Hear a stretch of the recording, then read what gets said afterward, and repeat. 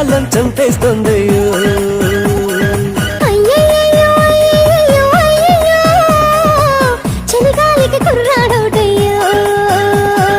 సోకుల్లో సగ సింపని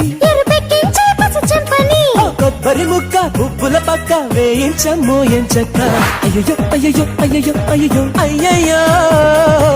చలికాలం చంపేస్తోందయ్యో